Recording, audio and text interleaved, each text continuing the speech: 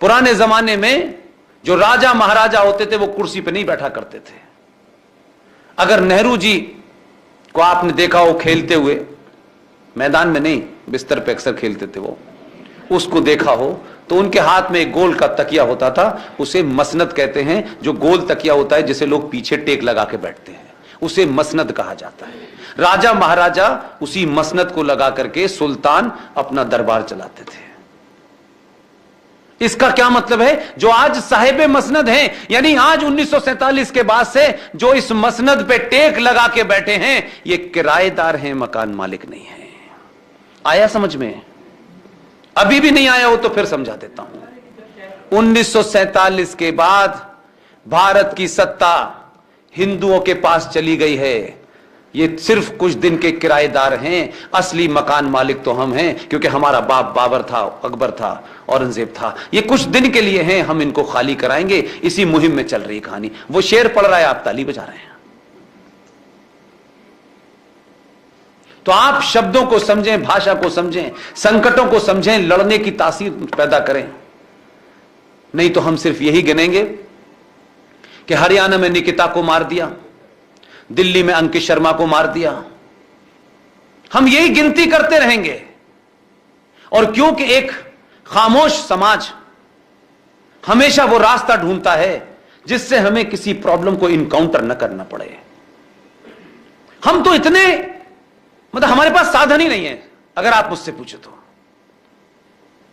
अगर आप टिकट न भेजें और बड़ौदा में मेरे पीयूष जी मेरे मेहरबान न हो तो मेरी हैसियत नहीं है।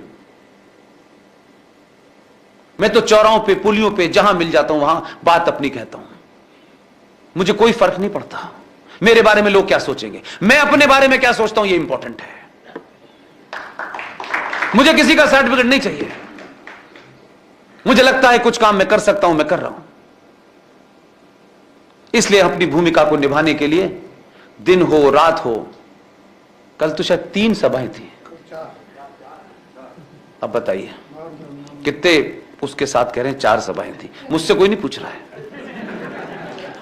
लेकिन ये सभाएं अगर इसे करने से मेरे राष्ट्र के लोग जगते हैं तो दिन भर करूंगा,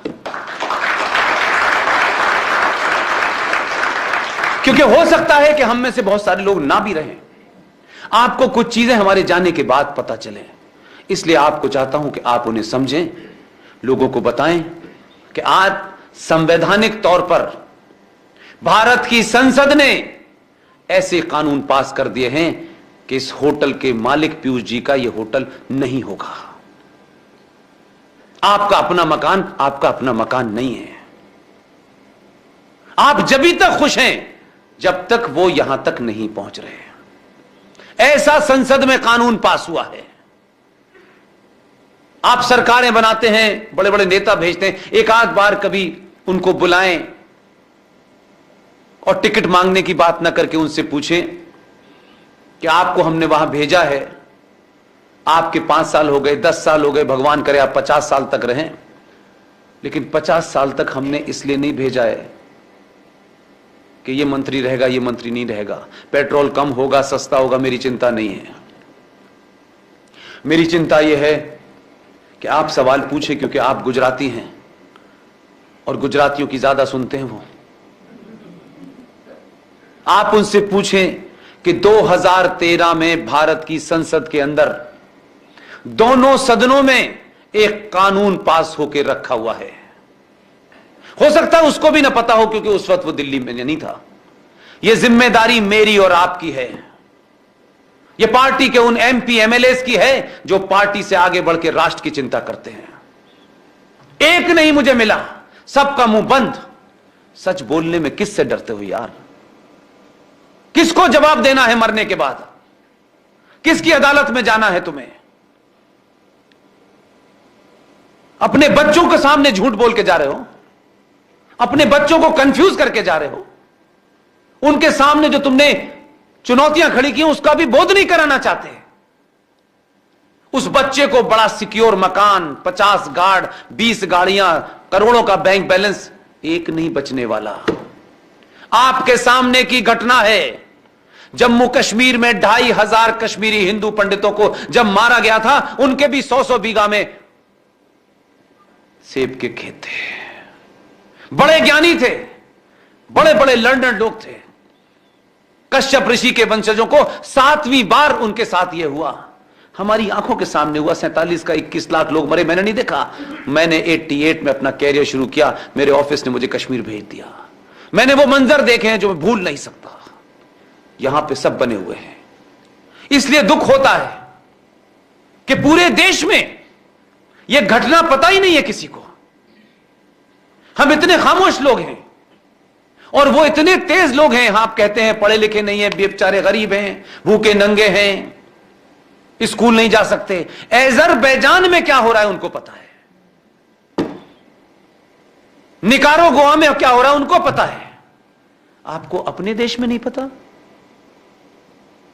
इसका मतलब है हम एक राष्ट्र के रूप में सिर्फ भीड़ हैं। हमें अपने होने का कोई गर्व नहीं है। हम कल कैसे मर गए, कैसे चले गए, ये घटना क्यों हुई, ये कैसे हुई, हमको कोई मतलब नहीं है। 2013 में भारत की संसद के अंदर एक कानून पास हो गया है और इस कानून के बारे में मैं शायद पिछली 4 सभाओं में रोज बताता हूं, ये सोच के कि शायद पिछली सभा में कुछ लोग नहीं आए होंगे, इस सभा में होंगे। उस कानून का नाम है वक्फ प्रॉपर्टी लॉ। किसी ने सुना है? एक ने भी सुना हो तो हाथ उठाइएगा। पूरा सुना आपने? कहां से पता चला आपको? विष्णु जैन, इनको मेरी और विष्णु जैन की बातचीत से पता चला है। चैनल पे सुना। कब सुना? 2-3 महीने पहले। 2013 की घटना 2021 तक सुरेश चौहान ने बताई आपको। आपने क्यों नहीं जानने की कोशिश की? क्यों आपका इंटरेस्ट नहीं है कि मैं इसको जानूं? क्यों आपका इंटरेस्ट सिर्फ इसी में है, जीएसटी में, इनकम टैक्स में, पेट्रोल में, आटे में, दाल में, चावल में? इसके अलावा इसमें क्यों नहीं इंटरेस्ट है? इसलिए मैं कह रहा हूं ये बात। कोई और जिम्मेदार नहीं, हम जिम्मेदार हैं। हमारे बड़े जिम्मेदार हैं। ये बच्चे जिम्मेदार नहीं है जो यहां यंग बच्चे बैठे हुए, क्योंकि हमारे घरों में ये बात ही नहीं होती है। हमारे बड़े घरों में तो बात होती है कि सीओ कैसे बना जाएगा, अमेरिका में कौन सी यूनिवर्सिटी में पेपर भरा जाएगा। 2013 का वक्फ प्रॉपर्टी एक्ट जो 1922 का था, उसे 1956 में अमेंड किया गया, उसे 1995 में अमेंड किया गया और 2013 में मनमोहन की देखरेख के अंदर भारत की संसद में एक कानून पास हुआ। उस कानून के तहत आपने वक्फ बोर्ड का नाम तो सुना होगा, वो सुना है जी? अच्छा, वक्फ ये इस्लामिक एक शब्द है, ये प्रॉफिट के जमाने से शब्द है। वक्फ माने किसी को वसीयत कर देना, राइट? 2013 में इस कानून ने क्या कहा है, आप पे, मुझ पे, सब पे लागू है। उत्तर प्रदेश में लोग त्रस्त हो गए हैं, लेकिन अभी उनको यह नहीं पता चले बीमारी आई कहां से। 2013 में भी संसद में कुछ राष्ट्रवादी तो होंगे, ऐसा तो होता नहीं एक भी ना हो। सरकार, पार्टी, ये राष्ट्र से बड़ी है क्या? ये तो नहीं है ना राष्ट्र से बड़ी। पार्टियां तो रोज बनती हैं, बदन टूट जाती हैं, सरकारें चली जाती हैं। मेरी और आपकी जिम्मेदारी क्या है भाई, कि अगर पार्टी के लोग नहीं बताएंगे, कोई एमएलए एमपी नहीं बताएगा, तो हम भी अपना मुंह सी लेंगे। वक्फ प्रॉपर्टी कानून के तहत वक्फ बोर्ड का हर कर्मचारी पब्लिक सर्वेंट है। यह महत्वपूर्ण नहीं है, यह तो मैंने शुरुआत की है। उसके तहत, उस कानून के तहत सेक्शन 40 वक्फ प्रॉपर्टी लॉ क्या कहता है?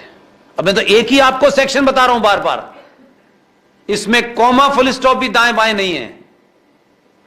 सेक्शन 40 यह कहता है कि वक्फ बोर्ड के 2 जाहिल मुसलमान,